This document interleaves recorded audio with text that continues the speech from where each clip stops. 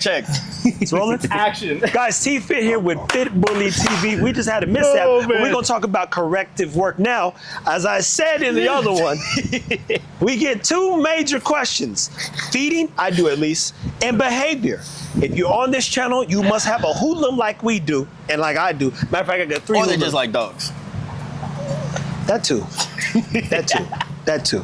I had to think about it, but then someone just on my live said, man, I watch yourself, I don't even got dogs. We get that probably more than we running more people with no dogs that watch what we do than got dogs. Yep. But Stan learned a lot about behavior and corrective behavior early on through this dog Boots, and Boots helped correct his behavior because he cannot treat Boot like a pit bull, American bully, Rottweiler, Staffordshire Terrier, American Staffordshire Terrier, a bull mat. He just can't do it, right? Mm-hmm. So it gives you a new skill in terms of communicating with a dog who needs direction and wants to be guided. The dogs we own, if you have a pit bull, American bully, any of those breeds, they don't really want to be guided.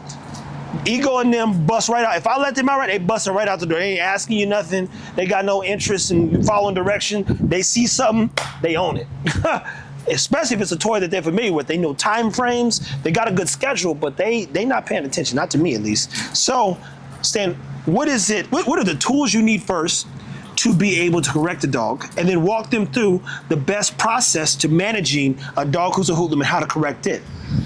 That's a mouthful right there. Well, take your time. And we're actually going to go back because Boot is a product of me learning from Oakley.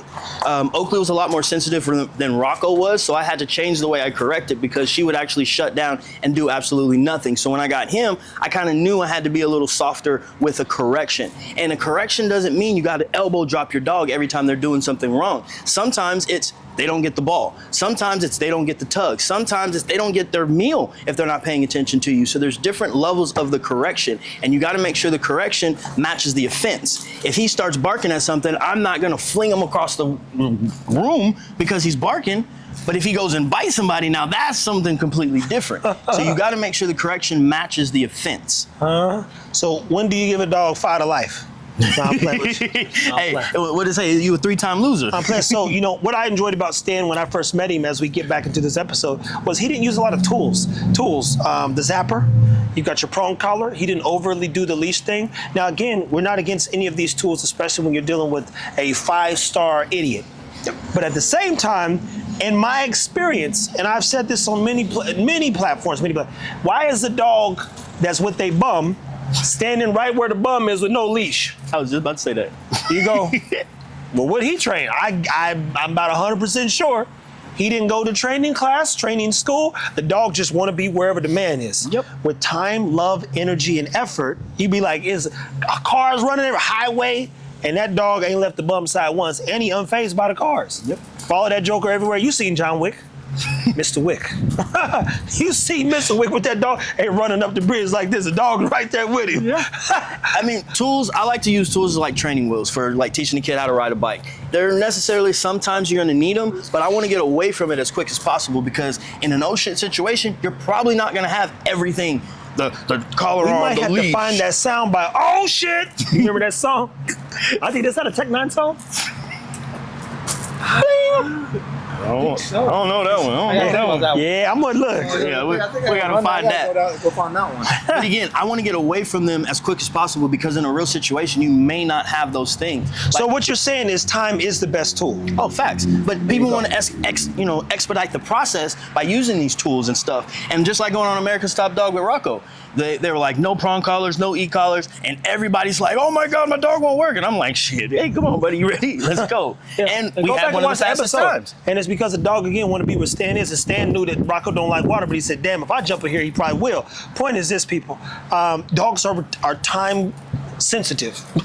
And what that means is you got to spend every minute you have, and we do, man. I mean, we're here because we do dogs. You know, and it's quality of the time that you spend with the dog as well, because I've seen people spend a lot of time with their dog and that dog still don't listen. And you know what's crazy? I learned even something about Tron last night. So last night, garage got a little too hot, and I put Cha-Cha and Ego in cages because I didn't want to deal with Ego's ass. He takes up too much space. Tron came in the room and laid on that cover you was on earlier and never left.